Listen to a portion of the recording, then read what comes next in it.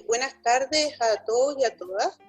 Les damos la bienvenida aquí de nuestro 14 jornadas de historia de la educación de Chile y de América. Y mientras nos estamos organizando, quiero darle la bienvenida que le está dando también Benjamín a través de las redes. Pero queremos primero escuchar unas palabras de Benjamín y de Benjamín Silva y después partir con nuestra primera mesa de hoy en día. Así que adelante, Benjamín. Bien, es un gusto y una alegría poder compartir este espacio con ustedes. A nombre del Centro de Educación y Cultura Americana, esta es una jornada que ya lleva 14 años, que se hace todos los años. Estamos muy contentos de poder organizarla, de las y los expositores y también de las 13 universidades que la patrocinan. Quiero nombrarlas, por eso estoy abriendo el papelito. La Universidad de Atacama, la Universidad Metropolitana de Ciencias de la Educación, la Andrés Bello, la Universidad de La Serena, la Universidad Academia de Humanismo Cristiano, la Universidad Católica de Santiago, la Universidad Alberto Hurtado, la Universidad del Biobío, Universidad de Santiago, Universidad de O'Higgins, Universidad de los Lagos, Universidad de Playa Ancha, y aparte la Sociedad Peruana y Chilena de Historia de la Educación. Así que estamos muy contentos en el congregado de personas, qué bueno que hayan podido asistir, y en esta mesa de normalismo, escuelas normales y otros avatares relacionados a esa temática, un saludo a todos los y las normalistas que están acá, varios los conozco y otros vendrán por otros proyectos, así que también es un agrado. Podemos gozar estas jornadas también y después ir sumándonos a las otras mesas que tenemos, y agradecer también a la Universidad de La Serena que está desarrollando la gestión de este Zoom. Cumplí el tiempo de 2 minutos. Gracias, Benjamín, y vamos a dar pie o inicio a nuestra primera mesa, que tiene como título La reconstrucción de la memoria del profesorado normalista en Chile 1964-1973. Me presento, Cecilia Ramírez Venegas, soy profesora de la Facultad de Educación de la Universidad Católica de Chile, o de Santiago, como dice Benjamín. Vamos a iniciar nuestra primera ponencia, que se llama Procesos de Modernización Educativa de la Enseñanza Normalista en Chile, visión de los cambios y continuidades desde la Escuela Normal de Viña del Mar 1960-1973. Y tengo el gusto de presentarla porque con la Amanda Barría generamos esta mesa, con la idea de que pudiéramos presentar distintas ponencias sobre la reconstrucción de lo que significaba la memoria presente hasta el día de hoy del profesorado normalista, ver cómo también los investigadores y profesores que van a presentar sus ponencias han hecho una reconstrucción y un patrimonio vivo de lo que significaba hasta el día de hoy dialogar con normalistas y también investigar sobre ello. Entonces, Amanda Barría Cárdenas es investigadora asociada al Centro de Educación y Cultura Americana, SECA, profesora de enseñanza media en Historia y Ciencias Sociales por la Universidad de Valparaíso y máster en Investigación y Cambio Educativo por la Universidad de Barcelona. Ha publicado artículos y capítulos de libros que abordan la identidad política y docente del profesorado normalista de Ancud y Viña del Mar. Así que le damos sus 15 minutos, yo les voy a estar indicando a través del chat, para que en el fondo, si se pasa un poquitito, no hay problema, porque si hay algo que tenemos problemas de historia, son los tiempos. Somos de historia, pero todos tenemos problemas con los tiempos en este caso, pero ayudaremos para que no suceda tanto. Bueno, Amanda. Muchas gracias, Cecilia. Aquí comparto la presentación, ¿se ve bien? Sí, se ve bien, Amanda. Ah, ya, genial. Bueno, buenas tardes a todas y todos quienes se encuentran escuchando estas jornadas. Bueno, como bien dice el título, esta exposición abordará los procesos de modernización educativa de la enseñanza normalista en Chile a partir de la visión de los cambios y las continuidades desde la Escuela Normal de Viña del Mar entre los años 1960 y 1973. Como bien señaló Cecilia, yo soy investigadora asociada al Centro de Educación y Cultura Americana y desde este espacio he investigado la temática sobre la memoria magisterial del profesorado normalista chileno, pero lo que les voy a presentar a continuación es parte de una investigación que aún estamos trabajando junto a Benjamín Silva y Romina Fernández, que es una practicante, y que se enmarca dentro de uno de los proyectos de SECA que se denomina Memoria Histórica de Docentes Normalistas, reflexiones sobre el sistema educativo desde sus actores entre los años 1960 a 1973. Bueno, como señalé, los resultados aún son exploratorios. Se trata de un trabajo preliminar que sin duda requiere de mayor indagación, pero que de todas formas va a presentar un poco algunas reflexiones que hemos hecho en conjunto con las maestras y los maestros egresados de esta institución normalista durante los años 70. Sí, creo que no pasa. Ahí. Para presentar más o menos a grandes rasgos el tema de la metodología, en primer lugar señalar que desde SECA comúnmente investigamos a partir de la técnica de entrevistas semiestructuradas porque creemos necesario visibilizar la memoria viva de maestros y maestras que vivieron procesos educativos importantes y recientes históricamente hablando.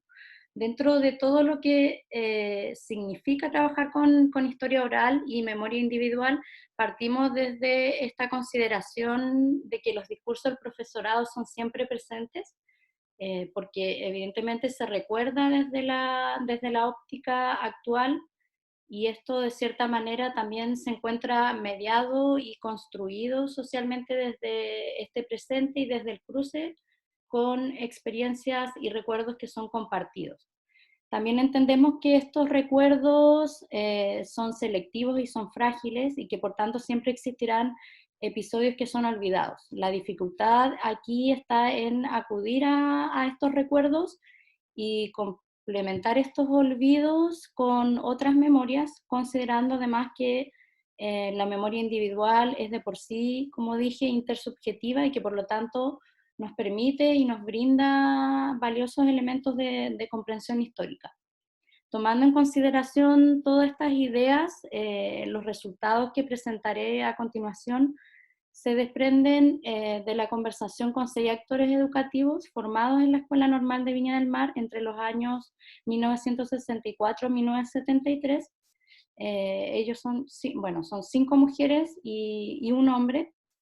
Y como señalé, esta investigación todavía está en curso. Pretendemos como centro de investigación realizar muchas otras entrevistas para ir ya nutriendo un poquito más el análisis que le voy a presentar.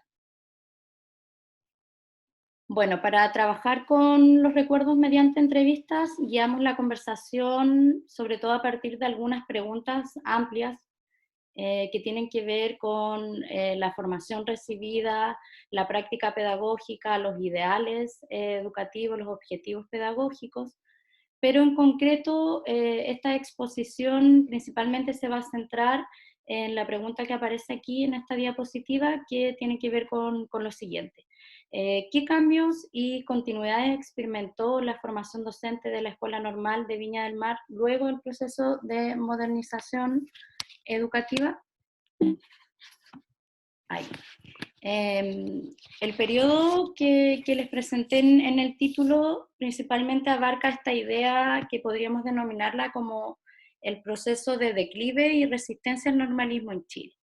Sobre este periodo existen variados estudios que se refieren a las causas y a las consecuencias del declive de la formación normalista. Conviene aquí citar el texto que es clásico ya, de Cox y Gieslin, algunos estudios de Iván Núñez y Camila Pérez, que se refieren a estos dos procesos diferenciados que condujeron al declive de la enseñanza normal, y que se refieren a estos conceptos de disolución simbólica y material de la enseñanza normalista. En ambos procesos se plantean algunos hitos que después denomino como hitos reformistas, que buscaron modernizar la formación del profesorado primario entre este periodo, entre el 64 y el 73.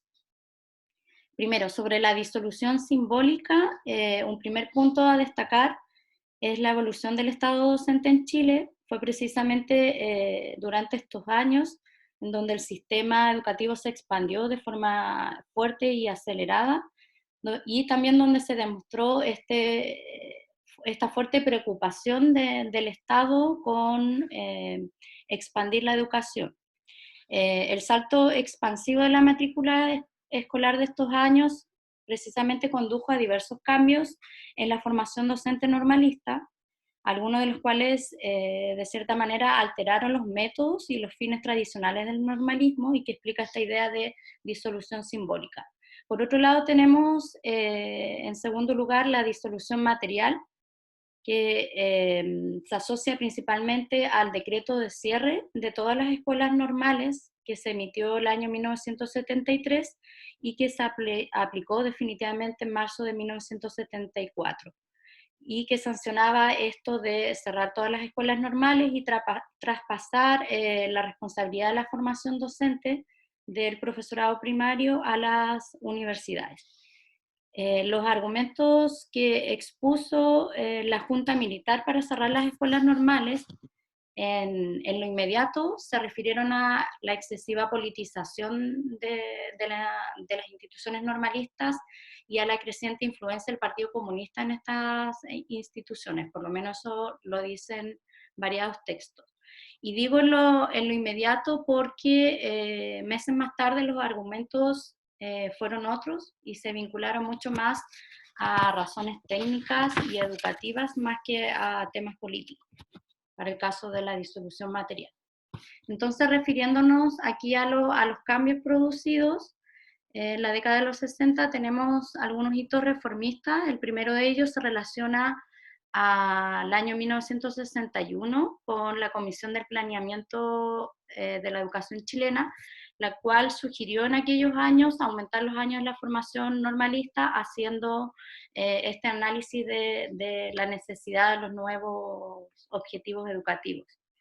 Esta recomendación finalmente se concretó con el decreto número 104, como sale en la diapositiva, que se aplicó en 1964 y que finalmente extendió la enseñanza normal a 9 años, los 6 primeros años equivalentes a los estudios de humanidades, lo que hoy vendría siendo la educación secundaria, y los 3 últimos años a la formación profesional y pedagógica del profesorado normalista.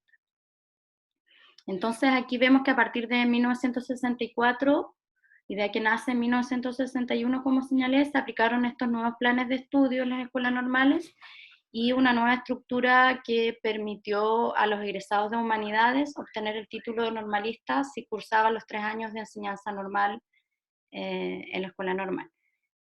Y finalmente, con la intención ya de elevar la formación normalista a un nivel ya más profesional, durante el año 1967 se aplicó la reforma que sancionó definitivamente este carácter postsecundario del normalismo, que ya se había iniciado con la reforma de 1964, a partir del decreto 3908 que señaló ahí. Este nuevo plan de estudio, el plan de estudio de 1967, entonces comprendió 6 semestres de formación profesional sobre la base de estos 12 años de escolaridad previa, además de 2 semestres de práctica supervisada. Las modificaciones de ambas reformas, la del 64 y la del 67, la podemos visualizar en este diagrama, resumen que presenta Cox y Gisling, y que expresan estos cambios respecto al plan anterior, donde se puede apreciar sobre todo la disminución de un casi 59% de formación general, el aumento de un 50% de formación profesional y también un aumento del 10% de formación en mención o formación disciplinaria, por así decirlo.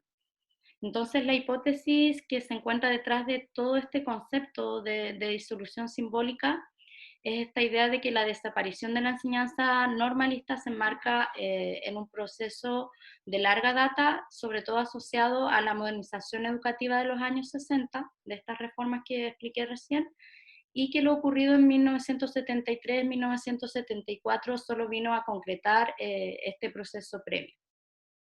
También estos autores señalan que las reformas de 1964 y 1967 sobre todo empujaron al abandono del tradicional modelo de formación del normalista y que afectó por tanto eso profundamente a la identidad docente de este tipo de profesorado. Eso debido a la incorporación de generaciones de alumnos que ya habían cursado la secundaria y a los cambios en la importancia de un currículum que primero era más generalista y luego el paso a un currículum más específico y profesional. Sin embargo, y aquí ya viene el análisis de los discursos del profesorado, veremos que existe sobre todo, existen en el discurso del profesorado una evidente continuidad en ciertos ejes formativos que de hecho más o menos nos hacen dudar sobre estas tesis de la disolución simbólica, y con ello ya veremos claras continuidades respecto a ejes formativos que vemos aquí, que son ejes como, por ejemplo, de la formación normalista, la idea de una formación social, popular y comunitaria, una educación integral y una educación técnica y práctica. Rápidamente, yo pensé que tenía 20 minutos, pero bueno, veremos los discursos que más o menos hablan de estos ejes formativos. En primer lugar, existía y siempre existió en la educación normalista una formación con fuerte componente social y popular. Si bien el rol docente fue transformándose por los cambios propios de la época, el establecimiento de un discurso estatal, en donde el profesorado asumía un rol, sobre todo de funcionario de Estado, comprometido con el avance y la consolidación de la educación a nivel nacional, se mantuvo hasta los últimos días del normalismo. Por ejemplo, aquí vemos en un discurso un profesor lo siguiente, dice: desde el principio, la vocación de querer enseñar para educar a la gente era un bichito que iba entrando del por qué había que cambiar esta sociedad.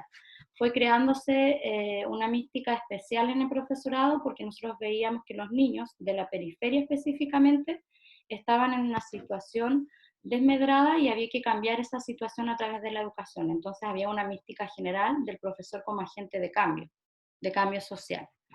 Desde estos anhelos, esta imagen del maestro como líder social, como articulador de demandas, que posibilita el desarrollo comunitario, también tiene muy fuerte la idea del componente vocacional, que de hecho vemos muy seguido en el discurso de las y los normalistas.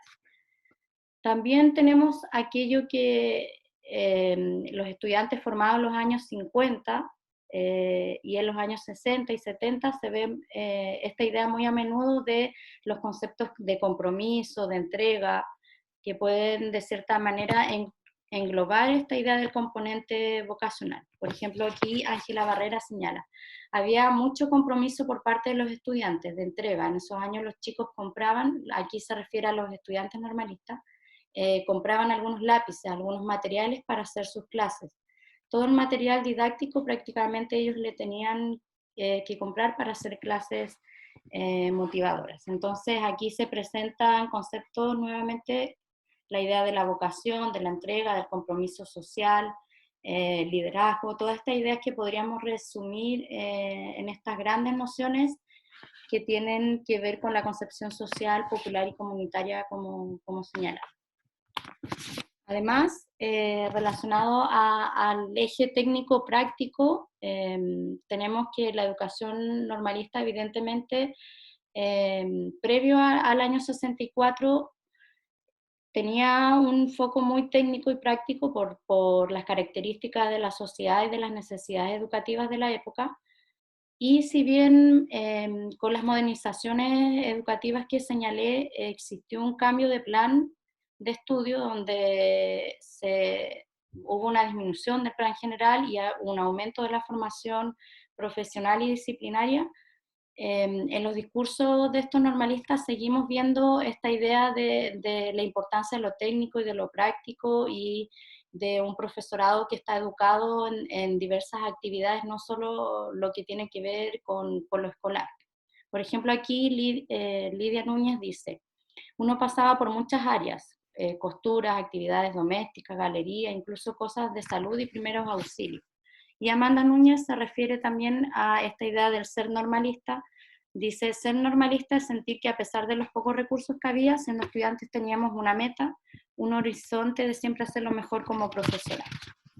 Siguiendo esta idea de lo técnico y de lo práctico, aquí tenemos otro discurso de Juan Candia, donde dice, los normalistas teníamos mucha vocación y la educación que nos daban era muy integral. Les voy a dar un dato, nos enseñaban economía doméstica, coser, bordar, lavar, surcir, porque la preparación de nosotros era para ir al campo, donde no había muchos recursos y había que sobrevivir de la forma más adecuada. Por tanto, vemos en esta narrativa mucho la idea de la pluralidad de las actividades concentrada en la figura del profesorado, el que, como vimos, abordaba tantos aspectos medicinales, de oficio, organizativo, etcétera, que respondían a este vacío de servicios tanto en el mundo rural como urbano popular. Si bien la escuela de Viña del Mar no era una escuela rural, varias de nuestras entrevistadas nos señalaron que la práctica pedagógica se realizaba preferentemente en los espacios rurales de la quinta región, lo cual implicaba esta necesidad de formar a docentes que supieran desarrollar diversos oficios y actividades. 15 Además, minutos, Amanda, 15 minutos, unos 3 minutos más para que vayas como cerrando. sí, Gracias. Gracias. El tema práctico asociado principalmente a esta idea que señalamos en el tomo 5 de Historia Social de la Educación Chilena, que se refiere principalmente a la escuela normal como laboratorio, más esta idea de que el profesorado se educaba desde la cercanía espacial y experiencial con los niños. También la vemos presente nuevamente en estos discursos de profesores formados en los años 60. Ángela Barrera dice, se estudió la forma para que los jóvenes desde el primer año hicieran sus prácticas, para que realmente supieran con lo que se iban a encontrar dentro de la sala de clases y se prepararán para ello con metodologías psicológicas, charlas motivacionales. Yo veía a los profesores que se enfocaban mucho en sus alumnos en la sala de clase. Entonces, como para ir terminando y exponer algunas conclusiones preliminares de esta investigación, solo retomar la idea de que la formación normalista, que poseía este fuerte componente, este carácter social, popular y comunitario, entrelazado con esta conciencia plena de lo que sería la futura práctica pedagógica del estudiante, finalmente preparaba a estas egresadas y egresados a ejercer su labor en las áreas más complejas y precarizadas de la población. Si bien este estudio se trata de una investigación preliminar, como dije, advertimos como equipo de trabajo que existe un discurso normalista que es transversal a todos los periodos señalados y que hace referencia a esta constante apelación y defensa del Estado docente. En otras palabras, si bien las transformaciones propias de la época llevaron a las escuelas normales a mutar sus procesos formativos, creemos que estas modernizaciones no trastocaron los objetivos y preocupaciones centrales de la enseñanza normalista respecto sobre todo a educar a un profesorado entendido como un agente de cambio social, transmisor de la educación pública y comprometidos con la democratización del acceso escolar y la educación para las y los pobres. Eso para finalizar, algunas referencias bibliográficas y datos del Centro de Educación y Cultura Americana. Muchas gracias. Gracias a ti, Amanda, por tu presentación, que dentro de igual que estabas preocupada de los tiempos, fueron súper bien. Quiero aprovechar de decir que también la profesora Olga Casanova de la Universidad de los Lagos nos está ayudando, mirando el chat y acompañándonos también con las presentaciones, ya que, como dije en un primer minuto, con Amanda Barría construimos esta mesa, pero ella está en otro rol en este minuto, que es de exponiendo y también escuchando las presentaciones. Así que Olga y Casanova nos está ayudando. Y también quiero aprovechar de saludar a los estudiantes de mi curso de Historia y Política Educacional de la Universidad Católica que nos acompañan amablemente. Hoy día teníamos clase y estamos en una clase magistral acompañando a todos estos expositores, pero también haciendo una clase que yo la pienso que es transversal porque estamos compartiendo con muchas universidades de todo el país y con profesores normalistas que ya me he dado cuenta que están aquí también escuchando. Vamos a la segunda ponencia. Tenemos, no sé si estás solo o está también Nélida. Está conmigo Nélida, está Ya, conectada. ok, bueno, les quiero presentar a Enrique Muñoz, doctor en didáctica de la historia, la geografía y las ciencias sociales, magíster en investigación en ciencias sociales por la Universidad Autónoma de Barcelona, profesor de historia y geografía por la UNCE, académico del departamento FIE de la Facultad de Ciencias de la Educación de la Universidad Católica del Maule, coordinador pedagogía básica, mención historia, geografía y ciencias sociales, también de la Universidad Católica del Maule, sede de Curicó, creador en el año 2016 del seminario Historia Local, Memoria y Patrimonio en la Universidad Católica del Maule, gestor de la sala museo de las profesoras y profesores normalistas en la misma universidad, creador y coordinador del grupo Clio Maule, que está dedicado a la investigación patrimonial, y es presidente de la Sociedad Chilena de Historia y Geografía filial. Y junto con él lo acompaña para esta presentación Nélida Ramírez Naranjo, que es magíster en Administración y Dirección de Recursos Humanos de la Universidad de Santiago de Chile, académica del Social Work University of Regional de Canadá, presidenta de la Red Campo Sustentable, coordinadora académica del Diplomado en Sistemas de Protección Social y Derechos Laborales, y tiene una vasta experiencia profesional que se ha realizado en distintas organizaciones públicas y privadas, el área de educación, gestión de recursos humanos y administración de beneficios para los trabajadores y sus familias.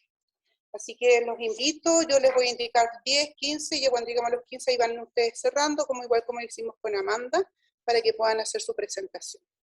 Buenas tardes a todas y a todos. Muy agradecido por esta invitación y por participar con estudiantes, profesores y también colegas de otras universidades. Creo que el tiempo me lo tomen cuando empiece a poder proyectar, porque de antes me costó un poco.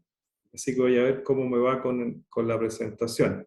Ya, lo voy a considerar porque a mí me ha pasado algunas veces que me demoraba en eso. Claro, entonces, no, me parece que estoy totalmente fuera de presentación. Denme unos 2 minutitos para poder organizarme acá y cerrar todo lo que pueda estar abierto y que quedemos con lo que corresponde.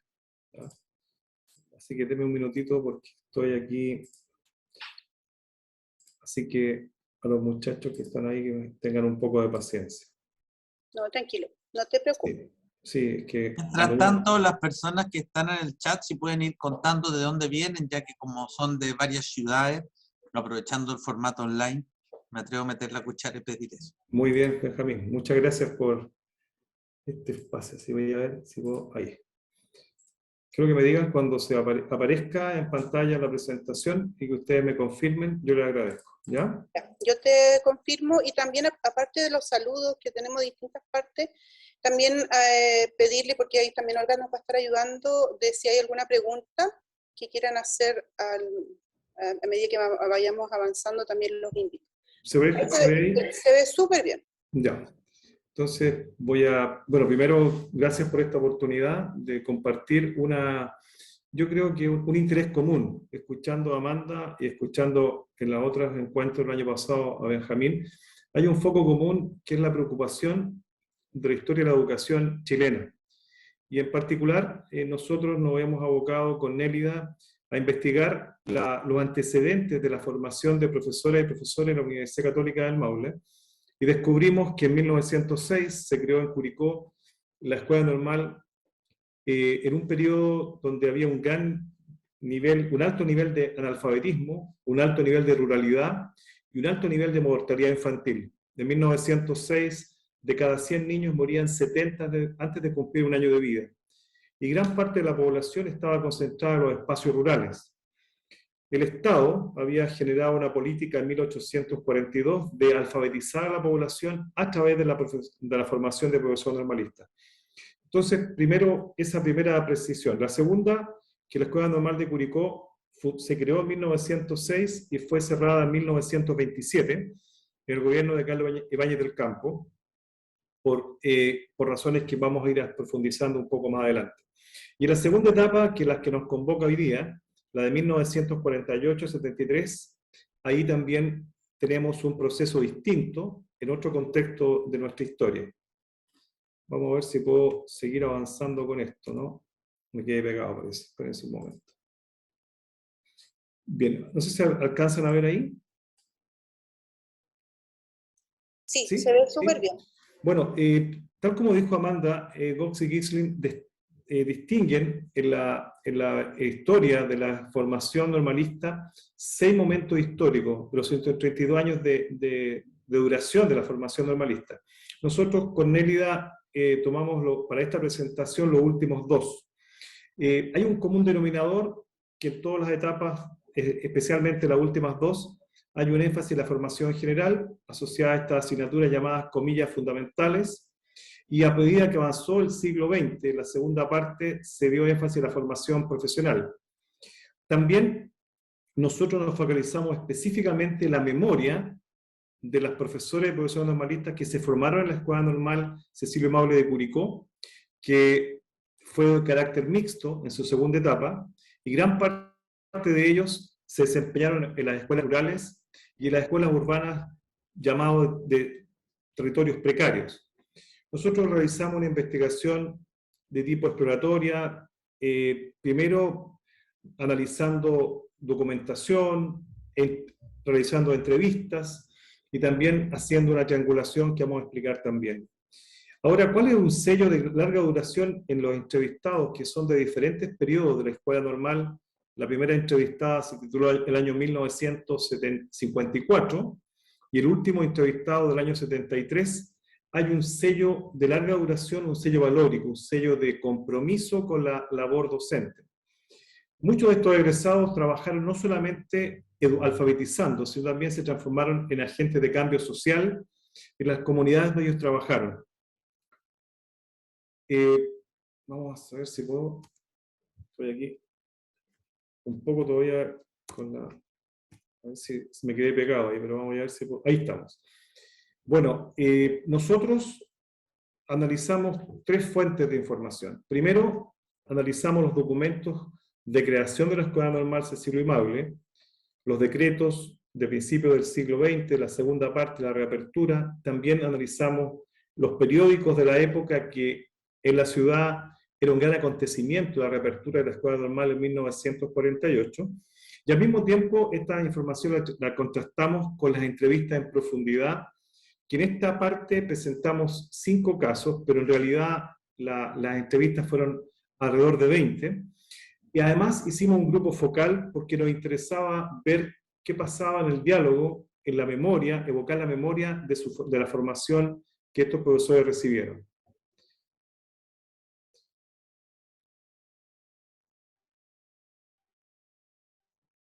Nélida.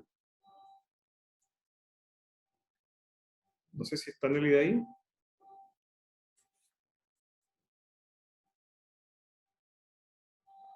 Bueno, esta etapa que estamos mencionando ahora, entre 1940 y 1963, hubo una política de Estado de poner en primer lugar la educación, y no solamente la educación primaria, sino también la secundaria y la técnica profesional. También hay una gran parte de la población empieza a trasladarse a los espacios urbanos, coincide con un periodo de migración campo-ciudad, y también se empieza a introducir estos criterios de la educación con un criterio científico-técnico. Entonces, en ese aspecto, el rol de los profesores normalistas fue bastante particular, puesto que el desafío era colaborar con el desarrollo no solamente de la alfabetización de la población, también del desarrollo científico-tecnológico. Y en ese aspecto, la labor fundamental estaba dada por la selección de los profesores que entraban en la Escuela Normal. Yo decía que la Escuela Normal se reabrió el 22 de abril del año 48, por un decreto del año de 2689, y en esta etapa el director y principal líder de la Escuela Normal de Curicó fue Ernesto Castro Arellano. Se decidió ponerle un nombre a la Escuela Normal, y el nombre que se le puso fue de Cecilio Imable, un profesor de la primera etapa de la Escuela Normal, que estuvo entre 1906 y 1973. 2.328 profesores y profesores se formaron en esta Escuela Normal. Si ustedes se dan cuenta en esta imagen, y me detengo recién acá, al centro está el profesor Ernesto Castro Arellano, el director que asumió en 1948, está el profesor Baloqui y el profesor Valladares, que eran sus principales colaboradores como subdirector e inspector. Y aquí la imagen es bastante clara, porque los niños entraban a los 13 años, eran seleccionados y eran vocacionados para ser profesores. Vivían aproximadamente 8 o 9 años en la escuela para formarse, y de ahí se iban a trabajar a los espacios rurales. Una forma de esquematizar un poco, entender la lógica de la época, si nosotros hoy día en la Universidad Católica, en la Universidad Católica del Maule, en cualquier universidad de Chile, nosotros recibimos estudiantes para formarse profesores, realmente la edad promedio está entre los 18 y los 20 años. Acá era totalmente distinto. Un niño que terminaba sexto preparatoria era seleccionado para ingresar a la Escuela Normal. El Estado le daba una beca con internado, se le daba alimentación, se le daba vestuario, y se les mentalizaba desde el primer momento que iban a ser formadores, iban a ser profesores. Por lo tanto, tenían un rol social muy relevante, no solamente alfabetizando, sino también transformando las sociedades. En la etapa del gobierno de Alessandri, esta Escuela Normal empieza a recibir una influencia del punto de vista político, la concepción del gobierno de Estados Unidos, la Alianza para el Progreso y el gobierno de Alessandri, que la educación tenía que formar profesores que fueran como una especie de muralla ante el movimiento revolucionario de América Latina. Recuerden ustedes la Revolución Cubana y otros movimientos políticos y sociales. Entonces acá el énfasis estuvo dado más bien por la tecnologización de la educación. Entonces, en este aspecto, el sistema de formación de profesores contrastaba un poco con la etapa anterior. Sin embargo, cuando asume en Chile el gobierno de Frei Montalva, la educación fue considerada como una herramienta, como una estrategia para producir un cambio social, especialmente en una época donde se promovía la reforma agraria, donde se creaban la ley de sindicatos y la ley de junta de vecinos. Por lo tanto, el profesor, más que un alfabetizador, se convertía también efectivamente en un agente colaborador para los cambios sociales. Entonces, en este concepto de los años 60 del gobierno de Frei Montalva, Revolución a la Libertad, se quería establecer un nuevo orden, y para eso la educación era estratégica. Acá estamos resumiendo, a grosso modo, la formación de la Escuela Normal de Curicó, los testimonios que nosotros recogimos, estaban resumidas en esta imagen. Todos los profesores señalaban que había selección, había un estudio riguroso, habían prácticas en la escuela anexa a la normal, que hoy día lleva el nombre de Ernesto Castro. El profesor era formado como un líder, como un agente de cambio social, pero entre ellos había un espíritu muy fraterno.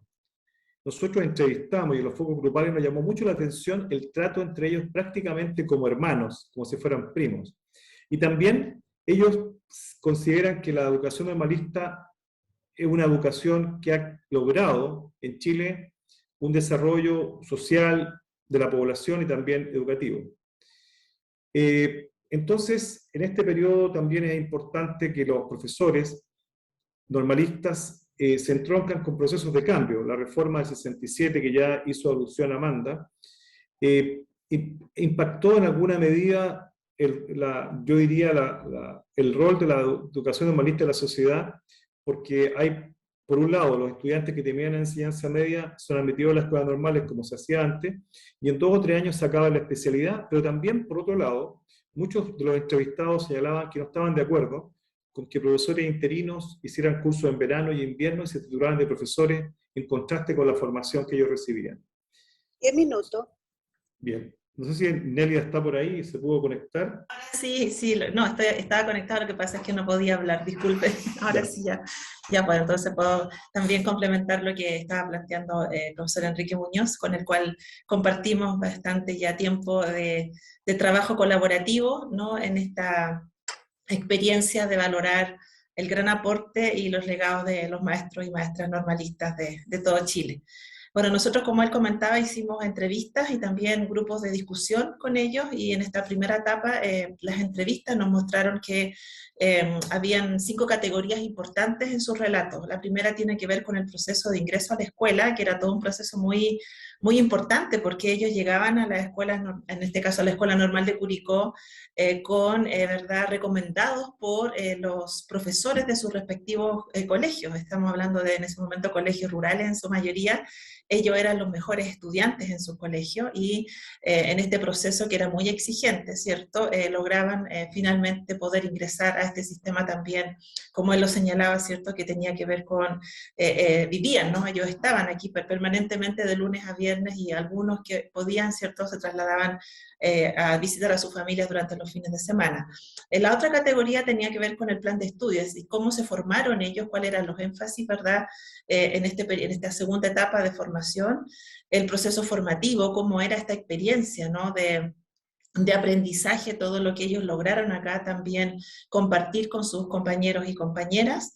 Está también el sello identitario, es decir, cuáles eran aquellos aspectos fundamentales que ellos los caracterizan, ¿no? Y los siguen caracterizando, porque tuvieron la posibilidad también, y tenemos todavía la posibilidad de poder conversar con algunos de ellos, y es muy importante, ¿no?, este espacio de conversación y de rescate de la memoria. Y también nos señalaron algunas diferencias en general respecto a la formación dentro de las escuelas normales y a la formación, ¿verdad?, en la universidad. A continuación le vamos a ir mostrando algunas evidencias de los relatos cuando ellos entraban a la escuela. Así que, Nélida, si quieres tú comentar esta parte. Sí, sí, sí. Bueno, los relatos nos indican que este proceso, como les acabo de mencionar, ¿cierto?, era un hito de gran relevancia. Postulaban muchos estudiantes, ¿verdad?, y las vacantes ofrecidas no eran reducidas, es decir, había un proceso de selección muy exigente, ¿no? Y de alguna manera eso también transmitía, ¿cierto?, este nivel de excelencia que ellos lograron en su formación, y que para algunos de ellos significó el espacio y la posibilidad de continuar en otras áreas, en otras disciplinas, en su proceso de formación. En este caso, la idea era asegurar el ingreso, ¿no?, la permanencia, y que ellos finalizaran sus estudios. Aquí hay un relato de una profesora, en este caso, ¿cierto?, y ella, bueno, dice que la experiencia a ella le mostró que era una visión muy importante respecto a la cultura general, ¿no? Ellos tenían que saber tener información, ¿cierto?, en relación a muchos temas. Eso era un requisito, ¿no? Y también algunos hechos históricos importantes, ¿verdad? Y también les pedían que ellos también tuvieran opinión. Así que eso es súper importante también en ese espacio. También decía que el examen de admisión no solamente contemplaba los contenidos, ¿no?, y lo que ellos también interpretaban de esa información, sino que también análisis, ¿verdad?, y reflexiones también personales de ellos, ¿no? Entonces es interesante, ¿verdad?, en ese relato, cómo ellos también van descubriendo y fortaleciendo esta vocación, ¿no? Postulaban a esta escuela niños de distintos lugares de Chile, ¿no? Y también nosotros tuvimos la oportunidad ya en varias ocasiones con el profesor Enrique de compartir con ellos en el encuentro nacional, donde vienen profesores desde Antofagasta hasta Chiloé, ¿no? Bueno, este proceso formativo también era un proceso muy importante, porque generaba, ¿cierto?, para ellos la adquisición de los contenidos, ¿no?, de lo que tenían que enseñar, ¿cierto?, pero con una visión bastante integral, ¿no? No es solamente el énfasis en la matemática, en el castellano, ¿no?, en las ciencias naturales, es también el énfasis en la música, en el arte, en el deporte. Por lo tanto, ellos tenían una formación muy, muy integral. 15 minutos, les quedan Ya. unos 3 minutos más. Estamos mostrando acá, muchas gracias, en el proceso formativo también, las prácticas de la Escuela Anexa Normal. Esta es una fotografía del año 1955. Todos los estudiantes de la Escuela Normal tenían que ir a hacer su práctica a esta escuela. También habían, como los diferentes testimonios hablan de un plan de formación general, que equivalía a la enseñanza media, y después los ramos, los años de especialidad en las áreas que ellos dirigieran, lenguaje, arte, música, educación física. También el plan de estudio es bastante dosificado. Ellos señalan que a pesar de que era amplio, era dosificado, y podían también generar espacios de estudio colaborativo. Aquí tenemos una fotografía de la biblioteca de la Escuela Normal de a fines de los años 50. Y también algo relevante es que, y aquí nos podemos detener un momento antes de terminar, que había acá una sensación de que, no una sensación, una concepción de la memoria que evocan los profesores en sus entrevistas. La profesora, la primera entrevistada, la profesora 54, ella tenía claro que tenía que el niño, el estudiante, el destinatario, no solo ser alfabetizado, tenía que ser también una persona activa en el proceso de enseñanza. Y esta mezcla, este equilibrio entre lo teórico y lo práctico, generalmente todos los entrevistados señalaban que todos los elementos teóricos ellos después tenían que aplicarlos en la práctica en la escuela anexa normal.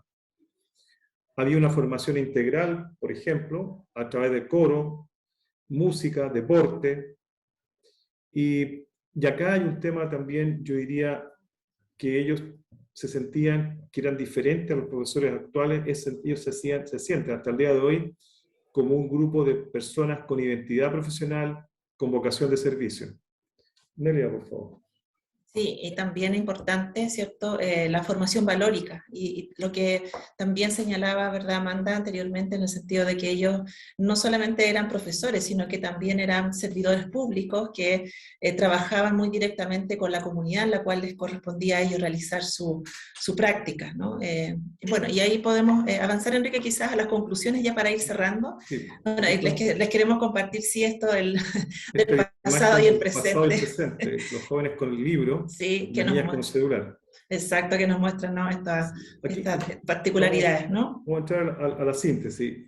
Primero, que los profesores normalistas, en el fondo, a hablar, investigar y conversar con ellos, recoger su testimonio, es abordar la educación en el la educación chilena en el pasado y también su proyección en el presente. Solo para cuantificar, a mediados de los años 80 del siglo XX, más de un tercio de los profesores de Chile en educación básica eran de origen profesores normalistas. También hay un común denominador que lo mencionamos varias veces, lo mencionaron los profesores varias veces en las entrevistas, en los grupos focales, este sello de servidores públicos, que es un elemento constante y común a todas las generaciones. Y lo otro clave que a nosotros nos llama la atención en las entrevistas de grupos focales, que ellos sienten la escuela normal como su hogar, su familia, donde se formaron como personas. Y aquí hay una persona que en la revista del año 59 refleja en esta memoria emotiva qué significó para él la escuela normal. Gracias, querida escuela normal de Curicó, tú que fuiste parte de mi vida, hoy te busco y no te encuentro, ni aquí ni en ningún lugar, tan solo te hallo en mi mente y en mis recuerdos. Allí estarás siempre y no podrá borrarse jamás. Solo para terminar, esta es la imagen de la sala museo que logramos levantar en Curicó, en la sede de la Universidad Católica del Maule, con la participación activa de normalistas en la donación de mobiliario, de fotografía. Esto hay que destacarlo porque nosotros en la investigación, era una investigación cualitativa, exploratoria, grupos focales, entrevistas, y esto fue un enorme valor agregado y estamos muy agradecidos por la colaboración de ellas y ellos. Su confianza, y bueno, aquí vemos también cómo hay una relación, en este caso generacional, ¿no? Él es Cristian, un estudiante que ya egresó de nuestra universidad, profesor, y ella es profesora normalista y que está de visita en la sala museo, y Cristian le está explicando justamente lo que ellos nos transmitieron en esta importante experiencia que esperamos seguir ahora, ¿verdad?, enriqueciendo, además conociendo todas las otras experiencias que estamos compartiendo esta tarde. Así que muchas gracias por su atención. Muchas gracias a todos y disculpen si nos pasamos un minuto, no sé. ¿Estamos en el tiempo o nos pasamos algo? Sí, pero estamos entre personas que nos damos ese minuto, así que no hay problema. Sí. Enrique. Voy a dejar de compartir. Muchas gracias. Gracias a ustedes. Gracias, Enrique. Gracias, Nérida, por compartir el trabajo que también están realizando, y valió la pena también poder conocer el trabajo, el museo que tienen también, así que felicitaciones. Bueno, vamos a hasta nuestra última presentación hoy día de la mesa. Les voy a presentar, vamos a escuchar la última ponencia, que es Memoria de la Escuela Normal Vespertina de Santiago. Van a presentar solamente una de los dos expositores, pero los voy a presentar a los dos. Voy a ver primero si está Claudia por ahí, para que ella se conecte, y Enrique, porque todavía tenemos a Enrique, aquí, yo lo veo por lo menos en grande, Enrique. Sí, aquí estoy. Ya, ahora sí. Bueno, Claudia Drago es profesora de enseñanza media en Historia, Geografía y Educación Cívica de la Pontificia Universidad Católica de Chile, licenciada en Educación también de esta misma casa de estudio, y magíster en Educación, mención Currículum y Evaluación de la Universidad Mayor. Es editora de PEUMA, por lo cual le estamos invitándolas hoy día, y por todo lo demás también, pero lo importante está ahí en PEUMA, y se ha desempeñado como profesora de Historia en escuelas y en la Universidad Católica de Chile y la Andrés Bello. Y Roberto Espejo, que ya no pudo acompañarnos, pero ahí está Claudia hablando por los dos, es doctor en Ciencias de la Educación de la Universidad París 8, máster también de Ciencias de la Educación e Información de la misma Universidad de París 8, magíster en Filosofía de la Universidad de Chile, profesor de Educación Media, mención Física de la Universidad de Chile, ingeniero civil e industrial de la misma casa de estudio, editor también de PEUMA, y se ha desempeñado como profesor de Física en escuelas y en las universidades Andrés Bello, la Universidad Central, Autónoma y San Sebastián. Bueno, y también, como un paréntesis, con Claudia somos grandes amigas, así que también estoy feliz por eso, que creo que es más importante que todos los demás que dije el currículum. Muchas gracias. Claudia, dale. Muchas gracias, Cecilia. Sí, yo estoy a nombre de Roberto y mío, y quiero señalar, voy a compartir inmediatamente, que varias cosas de las que yo había incluido en la presentación las señaló Amanda y Enrique, así es que no voy a detenerme en eso, solamente voy a recordarlo, porque de hecho me da risa porque mucha de la bibliografía, si no casi toda, es bibliografía que también yo utilicé, ¿ya? Que utilizamos con Roberto. Así es que ahí ustedes me dicen si se ve la presentación, por favor. Sí, tienes que ahora colocarla. Sí, voy a ampliarla. Ya. Sí, perfecto. Bueno, esta mini ponencia, porque la verdad es que es bastante humilde, pero tiene un sentido tremendamente profundo, que se basa en una entrevista que le hicimos a un profesor normalista que egresó de esta escuela, y que confesamos nosotros con Roberto que si no hubiéramos tenido la suerte de conocerlo, no hubiéramos tenido idea de la existencia de esta escuela. Probablemente más de alguno de ustedes no sabe que existió una escuela normal vespertina de Santiago, que era para trabajadores, no era para estudiantes que salían de la secundaria, por eso era vespertina, obviamente, ¿ya? Bueno, y en ese contexto, la ponencia hoy día vamos a hacer una pequeña introducción acerca del marco metodológico también, el contexto muy global del surgimiento de la Escuela Normal Vespertina de Santiago, que fue en 1967, vamos a referirnos a Luis, nuestro profesor normalista, mucha honra, como él dice, que además hoy día está presente acá, así es que muchos cariños también y agradecimientos para Luis. Sobre la Escuela Normal Vespertina, en las palabras de Luis, el fin de la escuela y de las escuelas normales, ¿ya? Y a modo de conclusión, algunas ideas simplemente. ¿Ya? Esa es la estructura de la ponencia hoy día. En el marco metodológico, este trabajo surgió a partir de una inquietud que teníamos Roberto y yo como editores de PEUMA, que es una editorial que se dedica a rescatar trabajos de profesores solamente, de profesores de escuela, en entrevistar a normalistas. ¿Por qué? Porque veíamos que debido a que los últimos se formaron en el 73, ya están sobre los 70 años, y por lo tanto muchos de ellos han fallecido. Y a pesar de que han habido muchos intentos, hay varios libros con historias de vida, la normal de Copiapó, de Ancud, de Chiloé en general, etc., veíamos con mucha pena que la riqueza que había en esas experiencias de vida y en esas experiencias docentes se iba a ir perdiendo poco a poco, y ya se había perdido una parte importante. Entonces, intentamos, y en eso estamos todavía en el proceso de hacer un libro con entrevistas a profesores normalistas. Y esta entrevista de Luis es la única que se inscribe en el periodo que nos solicitaron, que era del 60 al 73, porque tenemos otras, pero corresponden al 50 y a antes del 60, ¿ya? Por lo tanto, nos centramos en Luis. Y además porque nos pareció que la existencia de esta escuela normal vespertina era algo que es bastante desconocido. De hecho, en la literatura solo aparece nombrada, fundada en 1967. Sería todo. Nada más. Lo que hemos conocido de ella lo hemos conocido por Luis. Y en ese sentido, queríamos conocerla a partir de la experiencia de ellos y a través de una metodología que se llama la metodología de las historias de vida, ¿ya?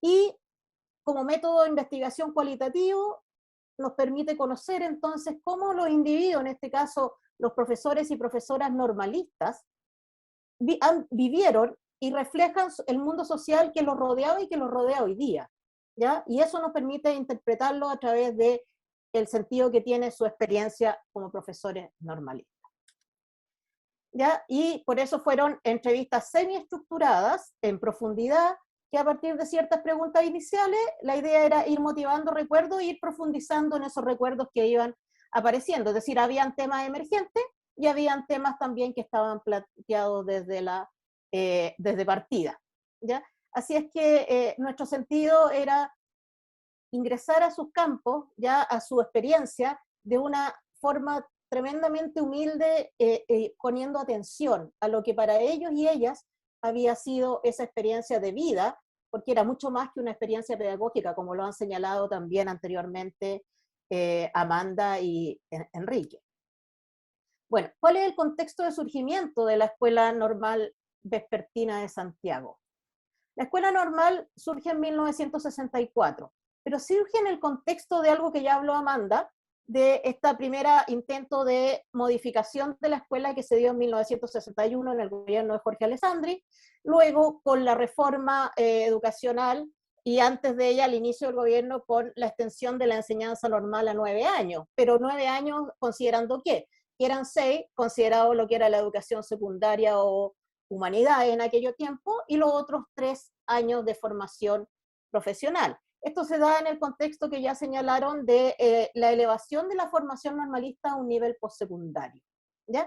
Y algo interesante que tiene que ver con esta escuela es que se introduce en 1964 el título de profesor primario con mención. Anteriormente eran profesores primarios y que hacían de todo, ¿no? Desde tocar un instrumento, ser profesores de educación física, etcétera. Ahora se les entrega una mención, lo cual no significa que no hayan seguido ejerciendo, muchos de ellos en todas las áreas. Pero ahora es, por ejemplo, el profesor o la profesora primaria con mención en ciencias sociales, el profesor o la profesora con mención en educación parvularia. Vamos a ver que surgen unas menciones muy interesantes que son justamente las que va a cursar Luis, que es desarrollo de la comunidad y educación de adultos. Probablemente muchos de ustedes no saben que en la escuela normal se dio esta mención y se dio justamente en la Escuela Normal Vespertina de Santiago. Estoy aquí. Bueno, estos cambios, como ya señaló Amanda al inicio, significaron una parte buena, pero también parte que podríamos llamar compleja, porque se perdió lo que dice Núñez, ¿no? Iván Núñez, que este cambio, el cambio de los 6 años de la educación secundaria y los 3 de la formación normalista, supuso el abandono del tradicional modelo de formación para estudiantes adolescentes, que entraban a veces a los 11 años, a los 12, 13 años, para transformarse ahora en una educación para jóvenes que salían de la enseñanza secundaria y que con un intento de acercarla, ¿no? En este proceso que hablaba Amanda de la desaparición simbólica, progresiva de la educación normal, acercándola al espacio de formación universitaria. Y en ese contexto, con la reforma de 1965, que cambia la educación básica de 6 años de primaria a 8 años de educación básica, entonces la educación básica se amplía, ya no son 6 años para los cuales hay que formar profesores básicos, sino que hay que formar profesores básicos para séptimo y octavo también. Ello y todas las otras transformaciones que implicó esta reforma significó una ampliación gigantesca de la matrícula de enseñanza básica. Y para ello también significó una demanda tremendamente alta por formar nuevos profesores y profesoras primarios. o para la enseñanza básica. Y ahí viene lo que nosotros hemos escuchado alguna vez, ¿no? Con un tono despectivo, pero que hay que entrar a revisar, que era lo que se llamaba la formación de los profesores mármicos, ¿no? Que eran estos profesores, entre comillas, formados a presión en unas clases durante el verano, unos meses. Bueno, se da en el contexto de esta formación. Entonces, ahí surge, en el plan de 1967, que reforma la enseñanza normalista como herencia de la reforma educacional de 1965, que crea la carrera de profesor normalista con mención en las distintas asignaturas, podemos ver, castellano, matemáticas, ciencias naturales, etcétera, y desarrollo de comunidades y educación de adultos, que se daba en conjunto, no era que fueran dos menciones, sino que era desarrollo de comunidades y educación de adultos, ¿ya? Y otro elemento importante es que se termina ya definitivamente la diferenciación por género y por zona de las escuelas normales. Si bien habían habido escuelas normales que eran mixtas, no era lo común. Lo común era que fueran de preceptoras o de preceptores. Pero habían habido, como señalaba anteriormente, me parece el profesor Enrique, que la de Curicó, si no me equivoco, había sido mixta ya anteriormente, ¿ya? Bueno, pero acá se decreta ya formalmente esta eliminación de esta diferenciación curricular por género. Y terminando con la parte de la reforma, ¿por qué? Porque el Ministerio declara que esta nueva formación de 3 años especializada en una mención la reforma había determinado un replanteamiento de la formación del personal docente que debe atender este nivel de educación, 7º y 8º, pensemos, ¿ya? Que ya no es de 1º o 6º básico. Entonces, el cual debía corresponder, señala, a uno de nivel profesional altamente calificado. Y vamos a hablar de Luis. Luis es un profesor normalista jubilado que ejerció por más de 40 años en escuelas básicas municipales, de Estación Central, de Maipú, si no me equivoco, después Luis me va a corregir. Además, él, hoy día jubilado, es educador de adultos, es escritor, ha escrito numerosos libros, poemas, memorias, etc. Es un ferviente ecumenista, ya por el diálogo de las distintas comunidades, incluso él administra sacramentos, etc. ¿Ya? Y además tiene otras miles de formaciones que sigue realizando hasta el día de hoy. ¿Ya? Es una persona tremendamente activa. Y de la entrevista que tuve con él, hay 4 temas básicos que nos interesan, hay muchos más, pero por un tema de extensión nos centramos en 4. Primero, esta escuela normal para trabajadores, para personas que estaban trabajando y que querían además tener una formación normalista, por ejemplo, para dedicarse a trabajar con adultos, en apoyo de alfabetización, etc. Esa nos parece que es una primera cuestión súper importante. Después también cómo era la forma de ingreso a la escuela normal, que tiene muchas similitudes, obviamente, con lo que señalaba anteriormente Enrique y Nélida, ¿ya? Respecto a este tipo de ingreso, que es muy distinto a lo que hoy día es el ingreso a las universidades, ¿no? Después algo acerca de la formación y la práctica pedagógica que él pudo tener al interior de la escuela. Y finalmente algo que resalta mucho en su relato y que es transversal a toda su historia, con mucha fuerza, es la gran efervescencia social y política que había tanto dentro como fuera de la escuela en la época. Pensemos que Luis estudió del 70 al 73, ¿ya? O sea, años de mucha efervescencia. Claudia, 10 minutos. Ya. Entonces, Luis nos cuenta, fue una profesora amiga que aún vive, Juanita Maturana, que me habló de la Escuela Normal Vespertina de Santiago. Me dijo, tú podrías ir, porque yo tenía ya una experiencia en educación, pero de adultos, porque un grupo de jóvenes creamos el CEMAJO, Centro de Enseñanza Media de Adultos Jesús Obrero, y entonces me inicié haciendo clases a adultos. En la noche los llevábamos a un liceo que dieran exámenes y le hacíamos clases todo el año, así que yo sentí esa inclinación por la pedagogía. ¿Ya? De tal modo que cuando Juanita Maturana me habla, yo dije enseguida que sí, fui, postulé y quedé. Y le preguntamos, Luis, ¿usted tenía algún familiar que fuera profesor normalista o profesor de enseñanza media? No, nadie.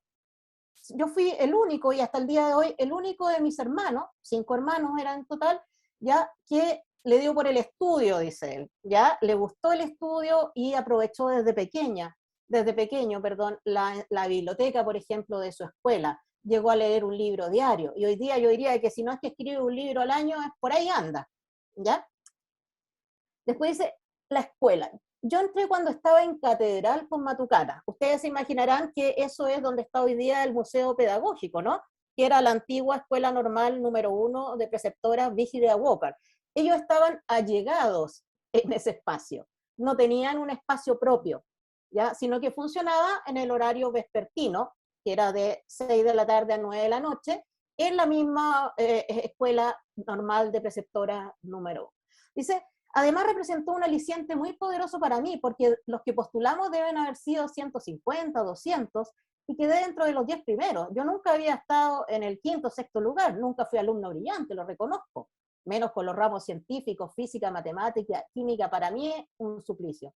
Pero para castellano, historia, desde muy niño representaba a los humanistas, y en la entrevista le gustó mucho un profesor que me entrevistó. Estaríamos hablando de literatura americana, porque yo había hecho un curso en ILADES, y entonces le gustó mucho que yo supiera y conociera a los autores y todo. Así que quedé dentro de esos 10 primeros. Y entonces esta escuela, que fue creada en 1967, que funcionaba en horario vespertino, que era coeducacional desde el inicio, entregaba 3 años de formación profesional con diversas menciones, entre ellas la que estudió Luis, que es desarrollo de la comunidad y educación de adultos. Entonces, dice Luis, la escuela nació por la segunda parte de la década de los 60 en Recoleta. Después se cambió a Catedral con Matucana y terminó en compañía con Chacabuco, que es el edificio del actual Museo de la Educación. Y le preguntamos, ¿cómo era la postulación? ¿Usted tenía esa entrevista, daba alguna prueba? Sí, y todo a mano, algo que me favorecía muchísimo porque había que redactar mucho. En ese tiempo no se usaban estas de alternativa, verdadero, falso, une con una línea aquí, nada. Había que redactar y eran preguntas abiertas. Entonces, ya no me acuerdo de las preguntas, pero era algo así como, ¿qué haría, por ejemplo, si usted tuviera que trabajar en una escuela rural? Por decir algo. ¿Cómo ve la educación hoy día? Me sorprendió a mí y nos daban unas hojas tipo oficio, que eran cuadernillos de hojas de matemática y composición de esas, y ahí teníamos que hacer. O sea, había que escribir abundantemente. O sea, se esperaba que escribieran harto, teníamos que escribir una barbaridad, pero a mí como me fascinaba ya escribir, me explayé, y escribía bien además, siempre fui muy cuidadoso de la puntuación, la acentuación, entonces yo creo que eso les gustó mucho y cómo quedé tan arriba. Cuéntenme un poquito de la escuela. Era una escuela para trabajadores, algunos ya ejercían de profesores, solamente con su certificado de sexto de humanidades, lo que diríamos hoy día cuarto medio, ¿no? En sectores rurales, gente responsable. Y ahí entonces estaba la protesta y todo eso. Y la escuela era un crisol, como diría alguien, de efervescencia. Ya aquí aparece el tema de la efervescencia también y la vida en la normal desde el punto de vista pedagógico. ¿Cómo fue su vida en la normal? Llegábamos nosotros y teníamos, por ejemplo, inglés, matemática, educación para la salud, psicología del aprendizaje, elementos de sociología, metodología de la investigación y educación física también. Didáctica de las distintas asignaturas, teníamos evaluación y una asignatura que estaba en los comienzos que era trastornos del aprendizaje. Ahí fue la primera vez que yo escuché hablar de dislalia, de dislexia, discalculia, y esos nombres tan raros. De hecho, creo que había una mención o algo así, sí había una mención en trastornos del aprendizaje, una de esas 13 menciones. Entonces eran todos profesores mayores, bien mayores los que nos enseñaban, lo hacían también. Ellos venían de una tradición normalista, algunos lo hacían con mucho afecto, con mucho cariño, daban muchas oportunidades también para pruebas, como éramos trabajadores, a veces no podíamos venir, por enfermedad o por un paro que había en tal parte, no todos estaban en educación, yo estaba en el Ministerio de Educación, por ejemplo, entonces había cierta flexibilidad para el tratamiento de ciertas asignaturas, éramos adultos todos, no éramos niños, los jóvenes que habían que estar poniéndole notas, entonces si alguien salía mal, le daban otra oportunidad. 15 y ahí minutos. vemos, ya, bueno, pero había un núcleo de trabajo duro y se trabajaba muy duramente y además teníamos dos realidades, la enseñanza en la escuela normal y el contexto nacional, político que se iba agudizando peligrosamente. Además, a veces tampoco íbamos a la escuela normal, porque de la escuela que teníamos jornada en la tarde, nos íbamos a la concentración que se llamaba, a la marcha, que había muchas pues. Yo llegaba tardísimo, cuando fue la toma una vez, yo fui presidente del centro de alumnos de la escuela normal vespertina, me llevó el Partido Socialista y ganamos. En ese tercer año dijeron, hay que tomarse la escuela normal para evitar que se la tomen los de la derecha. Entonces, mira, si hay algo que yo he desarrollado con los años, es lo que se llama juicio crítico, que en ese entonces no lo tenía. Entonces, dijimos nosotros, hay que tomarse la escuela para evitar ¿qué? Puras chivas, si los de derecha no se veían por ninguna parte. Si dijéramos, había unos demócratas cristianos, me acuerdo, pero tibio, uno que otro. Y finalizando, ya dice, y a propósito de las prácticas, ¿cómo empezaba el primer año? En el tercer año, y el tercer año empezaba las prácticas, era muy agotador, porque estaba la práctica intensiva, y estaba además el seminario de título y los últimos ramos que uno iba a hacer. Entonces había como 3 modalidades, intensa, menos intensa y vocacional. Y yo elegí la intensa. Y usted estaba trabajando, ¿cómo lo hacía ahí en el trabajo con el ministerio y el trabajo de la práctica? Ahí tuve que renunciar al Ministerio de Educación. No me satisfacía para nada. Entonces yo elegí modalidad intensa y me fui allá. Y de ahí los profesores no iban a ver allá las clases, a supervisar. Empecé a ganar dinero por allá, porque era una práctica pagada, a diferencia de hoy día, y luego me nombraron en la escuela, y ahí dejó definitivamente el cargo en el Ministerio de Educación, y me fui a la escuela 470 de la población Huamachuco 1, ¿ya? Entonces, ¿cómo era la práctica? Iba un profesor a vernos, ya éramos adultos, entonces la supervisión era muy condescendiente, muy fraternal. Lo importante no era el papel, la planificación, sino que cómo está profesor, qué tema ha preparado hoy, una cosa así, lo más general posible. Yo he preparado esta clase, ya muy bien, entonces tenga presente esto, lo otro. No había toda esa terminología de ahora, ¿no? Qué objetivo transversal, qué específico, qué conducta de entrada, etcétera. ¿Ya? Y bueno, llega el año 73, el último año en que Luis estaba en la escuela, ¿ya? Y a esa altura, fíjense, esto es un dato importante que yo no lo había visto. Las escuelas normales en total, entre las particulares, que eran las menores, y que las públicas o fiscales, habían 7.646 estudiantes normalistas. Y en las universidades en enseñanza básica para la pedagogía solamente habían 6.125. Igual ya había subido la cantidad de profesores que estudiaban en las universidades, pero todavía seguía siendo preponderante la formación de profesores básicos en las escuelas normales, ¿ya? Y bueno, tal como señaló Amanda, en 1973, producto del golpe de Estado, se decreta el estado de reorganización primero de las escuelas normales, ¿ya? Y finalmente el 74 se sanciona el fin de estas escuelas normales. ¿Ya? Se traspasan a las universidades, lo que quedaban, por ejemplo, si habían alumnos que estaban todavía haciendo sus prácticas o le faltaban algunos cursos, se pasó eso a las universidades que se hicieran los trámites y los cursos correspondientes a lo que les faltaba y eran titulados entonces como profesores normalistas y finalizaban su carrera si ya la habían comenzado en las antiguas escuelas normales. ¿Ya? Bueno, y para finalizar, Luis dice, pudimos hacer nuestras primeras clases bien con todas las facilidades del caso. ¿Ya? Hicimos el seminario, la práctica, hasta que todo esto se vio cortado bruscamente con el golpe militar del 11 de septiembre, día en que nosotros teníamos preparado un almuerzo. Era el día del profesor, por lo que he leído la historia de otros normalistas, ¿no? Que justo lo recuerdan porque iban a celebrar ese día. ¿Cuánto alcanzó a estar en esa escuela de práctica? ¿Un año? Estuvo el 72 y el 73. De ahí después volvimos, después salimos del estadio, estuvimos un par de meses y nos separaron ahí. Luis, junto con sus compañeros, un grupo de compañeros de la escuela normal, fueron tomados prisioneros y estuvieron, no recuerdo si 1 o 2 semanas en el Estadio Nacional.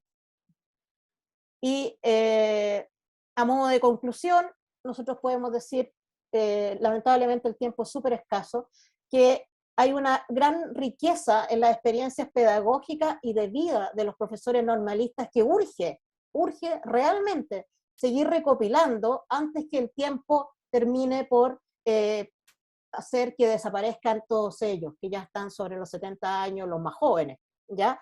Sus experiencias, creemos nosotros, y por eso en Peuma nos hemos propuesto recopilar estas experiencias, pueden iluminar y aportar a la formación de futuros docentes en el país. Las escuelas normalistas, como dice Iván Núñez, tenían luces y sombras, pero tienen muchas luces que pueden aportar, y de las sombras también podemos aprender, ¿ya? También es importante señalar que todavía existe mucha historia desconocida de las escuelas normales, por ejemplo, respecto de la misma Escuela Normal Vespertina de Santiago, o de las menciones, por ejemplo, que debe recopilarse.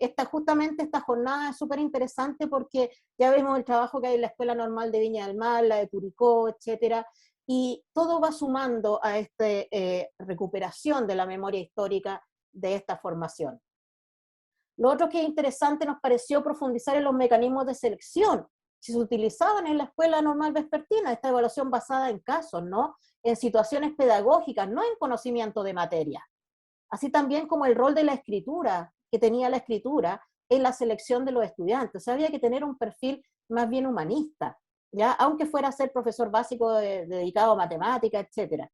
Y finalmente, esto es una idea que nos surgió después de, nosotros tuvimos contacto con lo que se llama la pedagogía social durante muchos años, y interesante que esta formación en la especialidad, en la mención de desarrollo de comunidad y educación de adultos, es como una anticipación de lo que hoy día se conoce, especialmente en Europa, por ejemplo, como la pedagogía social, ¿ya? Así es que ese era un sello también muy importante de las escuelas normales, no solo de la Escuela Normal Vespertina de Santiago. Y ahí termino con un poema que Luis le escribió a su Escuela Normal Vespertina. Voy a leer un par de estrofas de su poema. No te olvido, gran casa de estudios, mi agradecimiento de por vida, mi paso por tus aulas, preludio de una tarea comprometida. A los niños de Chile enseñamos con amor y la mayor voluntad. A Dios infinitas gracias damos por su generosidad y bondad. Ahora que estoy en el retiro, mi vida consagrada a enseñar, los proyectos toman otro giro, pero no dejo nunca de soñar. ¿Ya? Muchas gracias a Luis, profesor normalista, mucha honra, como él dice, ¿ya? Y bueno, ahí están nuestras fuentes de información, que como verán coinciden en mucho con las señaladas por Amanda y por Enrique. Eso sería. Gracias, Claudia, también por este gran trabajo que están haciendo y también por tener la oportunidad de escuchar toda esta historias de vida, en este caso Patrimonio Vivo de don Luis, que tengo la impresión de que está por ahí. Sí, está presente. Está presente también. Gracias, y los invita a los que están a través de las distintas vías, que si quieren hacer preguntas a nuestros tres, o sea, son 3 paneles, 3 preguntas a las ponencias, puedan levantar la mano. Olga, que está por ahí, que no la veo, pero por ahí está también, nos está ayudando por el chat, y Benjamín tiene la mano levantada. No sé si quiere salir Claudia o el Maximiliano para que podamos mirar. Sí. No te preocupes, pero es para que podamos ver a los demás que están también aquí. Dejé de compartir pantalla, ¿cierto? Sí. Ya. Okay. Pero ahí está tú. Sí. Ahí está Luis. Sí. Muchas gracias, Claudia. Hola. Bella presentación, muchas gracias. De nada, gracias a ti. Gracias, don Luis. Benjamín. Bueno, sí, yo quería preguntar tanto al equipo que expuso en la normal de Curicó como a Claudia, una cosa que hemos trabajado con Amanda, y es tensionar críticamente la visión del maestro Iván Núñez. Soy muy seguidor de él, pero la visión crítica del maestro Iván Núñez, de Camila y de Cox y Giseli, en el sentido de que estas reformas hubieran, comillas, como hecho terminar antes del cierre del 74 el eje del normalismo. En cambio, nosotros vemos, tomando el caso de Viña del Mar, también trabajado Valdivia, CUT, y escuchándolo a ustedes me hace más sentido que se mantuvo hasta el cierre del 74, en verdad se cierra en el 73, digamos, un corazón de lo que era el normalismo, que se focalizaba más en los normalistas llamados auténticos, es decir, los que venían de básica, pero que se transmitió por la convivencia a todos los que entraban a la normal, independiente de los conflictos políticos que había, que eso también sale en 60 y 70, había esa identificación de ser funcionario público, educador al servicio de los más y los más pobres, identificado con el Estado docente. Entonces mi pregunta, un poco larga, es si ustedes adhieren a nuestra pequeña crítica a la hipótesis previa de Giseli, Iván Núñez o Camila, o no, digamos. Eso. Sí, yo estoy de acuerdo contigo, Benjamín, en términos de que hay que tensionar esa hipótesis, ¿ya? Pero yo creo que los argumentos respecto a este proceso de invisibilización, de intento de invisibilización de las escuelas normales son muy antiguas. Si uno piensa en 1928, con toda la reforma, el intento del decreto 7500, había un intento de crear una escuela única de pedagogía. O sea, de que desapareciera. ¿Pero por qué? Con una intención súper bonita, que era que desapareciera el rol proletariado, digamos, de los profesores normalistas, que era como el proletariado de la educación. En cambio, los profesores medios eran formados en la universidad, tenían otro estatus, incluso tenían organizaciones distintas. Entonces, esta idea, después con la ENU también, se planteó la idea de crear una formación unificada de docentes. Entonces, esta idea de coqueteo con la formación universitaria, yo creo que efectivamente habla que detrás había una crítica a la formación normalista que era considerada demasiado generalista. Decía por ahí un profesor citado por Núñez, mucho tejido, mucha pintura, mucha música y poco ciencia, digamos, poca enseñanza. Entonces, yo creo que si bien uno no puede decir de que se intentó de frentón hacer desaparecer a la educación normalista anteriormente, yo creo que sí habían visos de este intento, incluso impulsado por muchos normalistas, justamente por esta idea de sentirse en desventaja frente a la formación universitaria, ¿ya? Pero estoy de acuerdo en que hay que tensionar esa idea y que depende de la interpretación que tal vez uno dé, ¿ya? Claudia, yo voy a tensionar más la idea aún, porque ¿Ya? En la investigación que nosotros iniciamos en el 2017, entrevistando a diferentes personas de diferentes periodos de la Escuela Normal de Curicó, tanto las personas que se formaron entre el año 48 hasta los que se formaron en el 73, en todos los normalistas hay una gran autoestima profesional. Eso yo quiero destacarlo porque creo que cuando tú entrevistaste a Luis, que él se siente orgulloso de su profesión y es normalista, todos los profesores que nosotros entrevistamos, a mí me ha tocado entrevistar a varones y damas por menos 20, primero hay una autoestima profesional. Yo creo que en eso, por lo menos acá en la Escuela Normal de Cecilio Maule de Curicó, en la región del Maule, hay un gran sentido de pertenencia. Sí. Y tercero, también para tensionar aún más, y te lo voy a decir con ejemplos que nos puse acá, en la Escuela Normal de Curicó se formaban desde los 13 a los 19 años y se iban a los 20 años a trabajar en una escuela rural o una escuela en la cordillera o en el campo. Este profesor, que tenía este espíritu de servicio público, trabajaba en esta escuela alfabetizando, pero también era un agente de cambio social, promovía la instalación del agua potable o el alcantarillado. Por lo tanto, el reconocimiento social que tenía ese profesor era alto. Te estoy hablando los años 50, principios de los 60. En paralelo, ocurría otro fenómeno, que ahí sí yo creo que hay que tensionarlo también. Algunos normalistas que estudiaron en la Escuela Normal de Curicó se formaron, trabajaban en el campo 5 años, y algunos de ellos decidieron ingresar a la universidad a estudiar otras carreras, medicina, odontología, ingeniería. Voy a darte un ejemplo. Hugo Dolmech, que estudió en la Escuela Normal de Curicó en régimen de internado entre los 13 y los 19 años, trabajó en una escuela normal, entró a estudiar ley en la Universidad de Chile y llegó a ser presidente de la Corte Suprema. Por lo tanto, eso para tensionar aún más. Lo que sí, a lo mejor yo lo entendí así, la pregunta que hace Benjamín, a lo mejor yo lo entendí así, con el decreto se termina la importancia de la formación normalista.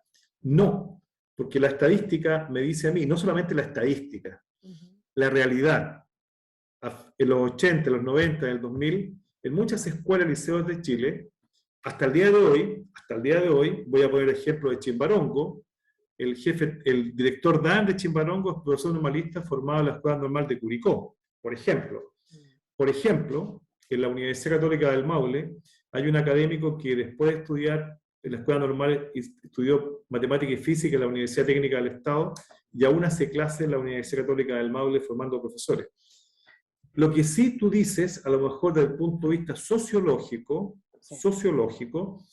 la imagen social, por esto que viene de la colonia en Chile, del estatus, de los estereotipos, se consideró que el profesor normalista que se formó en el siglo XIX, entre 1842 hasta el normalista de 1920 y tanto, efectivamente, ahí te doy el punto, era asociado como el profesor que viene del proletariado y vuelve al proletariado a alfabetizar en campo, en oficinas trailiteras, pero hay un cambio, por lo menos en Curicó del año 48 en adelante, donde tú ves, hasta el día de hoy, nosotros no lo mostramos acá, pero inauguramos la sala museo del 2018, vieron 500 personas, un alto sentido de valor, de pertenencia. En ningún caso, yo a las personas que entrevisté, ninguno de ellos se sintió menoscabado por no haber estudiado en la universidad, los que eran profesores normalistas. Esto lo digo porque a veces uno puede caer en generalizaciones. Yo respeto mucho a las personas que investigan y publican, pero también el estudio de casos me dice a mí, con 500 personas que tienen un alto sentido de pertenencia, de identidad, una alta autoestima, una alta vocación de servicio, y en ningún caso, ninguno de ellos, de los 20 que entrevisté, ninguno se sintió inferior al profesor universitario. Al contrario, no lo pusimos ahí. En las entrevistas, la diferencia que notaban entre el profesor de hoy día y el de pasado, cuando se formaban ellos, era la vocación, el espíritu de servicio. Solamente lo digo porque cuando uno entrevista, hace grupos focales, lo que siempre emerge es la autoestima, el sentido de servicio, el sentido de fraternidad, y ellos dicen, nosotros alfabetizamos a Chile entre 1842, incluso hasta el siglo, a fines del siglo XX, comienzo del XXI. Eso me llama la atención porque a veces yo he leído también algunos estudios de diversos autores que no voy a nombrar, pero yo creo que es peligroso generalizar. Lo sociológico quizás sí, en algunos periodos, pero el estudio de casos, lo cualitativo te dice otra cosa. Sí, yo estoy de acuerdo, Enrique, y yo creo que hay que hacer esa diferenciación. Yo estoy totalmente de acuerdo, y en la entrevista con Luis y con los otros normalistas, de la autoestima profesional, o sea, elevadísima. Su conciencia social de aporte a la sociedad, elevadísima. Yo, uno de los profesores que entrevisté trabajó en Chiloé, y me decía, a mí me tocó atender un parto. Yo resolvía peleas matrimoniales, porque yo era la autoridad, o sea, no había cura, no había carabinero, era el profesor normalista.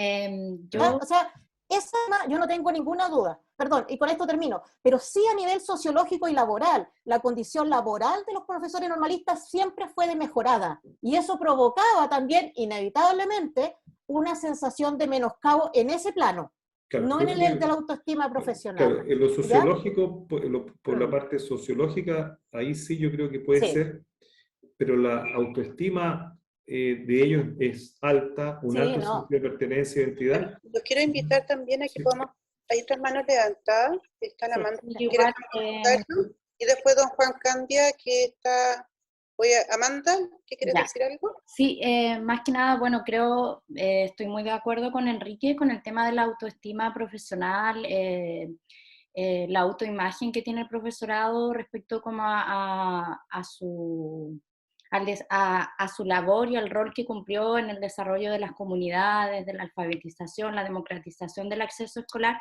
pero igual es una autoestima que se ha construido desde el presente, luego de haber pasado varios procesos en que la formación inicial docente, el profesorado primario, de hecho fue en picada. O sea, lo que dice Claudia Drago igual más o menos le encuentro sentido, en el sentido que se aplicaron reformas a la enseñanza normalista desde un contexto en el que se estaba poniendo en cuestión este tipo de formación porque no respondía a las necesidades sociales de la época. Pero ya volviendo como al tema de la pregunta de Benjamín, principalmente nosotros lo que queremos tensionar sobre la hipótesis de la disolución simbólica que precisamente se aplica en la reforma del 67, es que el 67 se dice en estos textos que el año 67 se termina con todo lo que significaba el normalismo tradicional, se trastoca y se rompen con los objetivos más tradicionales y fundacionales del normalismo y cambia un poco la identidad docente. Eso es como lo que hemos querido tensionar, porque creemos que luego del 64 y el 67, todos los discursos de todas las entrevistas que hemos hecho, que no solo son estas 7, porque yo he entrevistado a 20 profesores y profesoras normalistas de ANCUD, educados también, las últimas generaciones, del año 70 a 73, nos hablan de esta idea de la identidad docente normalista desde un agente de cambio social, un servidor público y sobre todo ícono de la democratización del acceso escolar, ícono del Estado docente. Más que nada eso es como lo que queremos tensionar, porque los ejes formativos de esta educación integral, de esta educación técnica, que al final también es una educación generalista y sobre todo una educación de desarrollo comunitario, como señalaba Claudia, siguen presentes hasta los últimos días. Eso. Gracias, Amanda.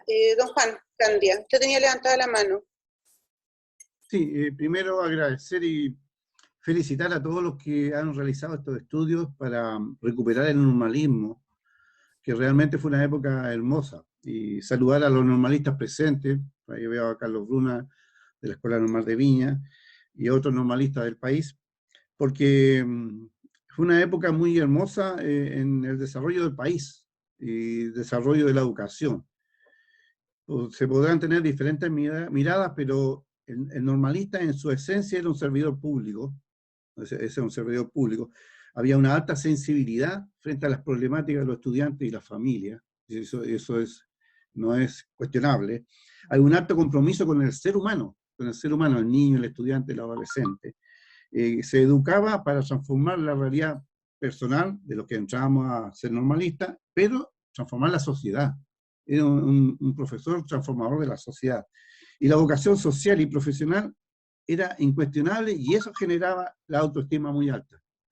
Por eso que nosotros, incluso la última generación de 1972, que estudiamos 9 años en Viña, cada cierto tiempo nos juntamos en Viña del Mar, como 10 o 12, y siempre conversamos de esta característica, que en general el pasado por la escuela normal nos dio un plus como persona, independientemente de la calidad profesional de cada uno.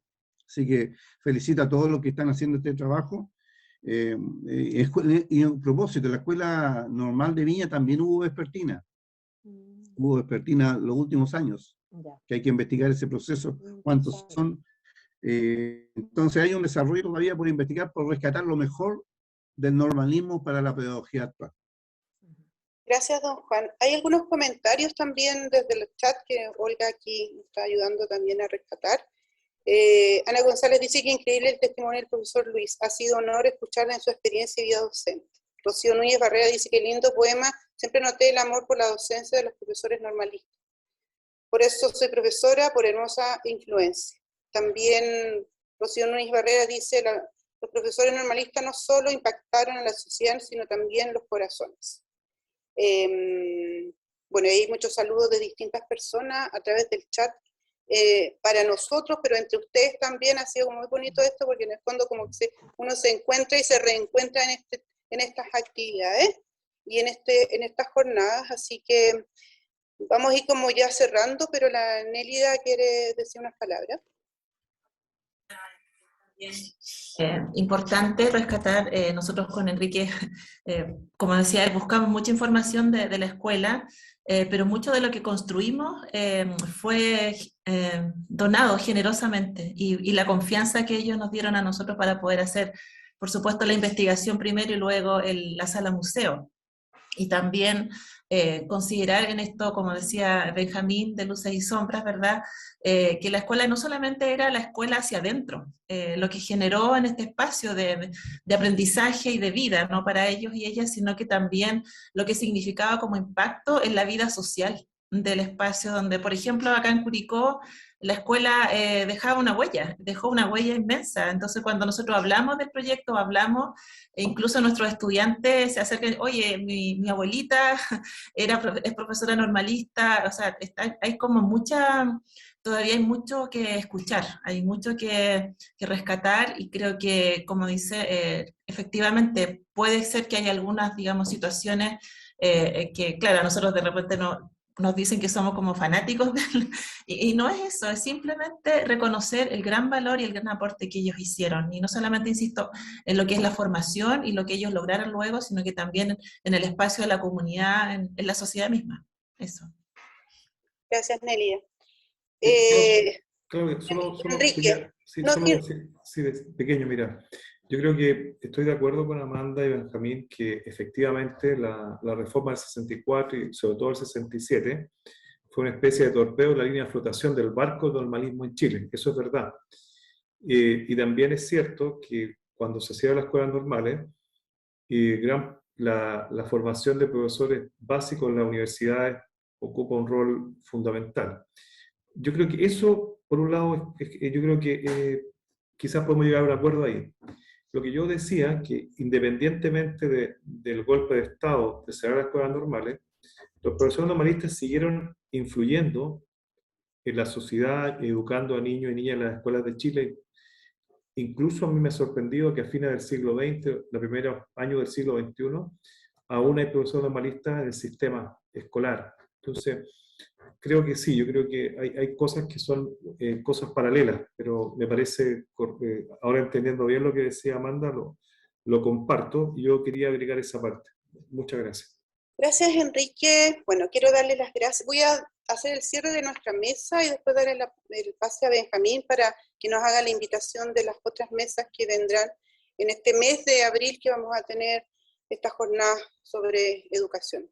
Primero, darle las gracias a Amanda Barría, a Enrique Muñoz, a Nelida Ramírez, Claudia Drago y a Roberto Espejo por haber querido participar en esta mesa que colocamos con Amanda, la reconstrucción de la memoria del profesorado normalista en Chile, 1964-1973.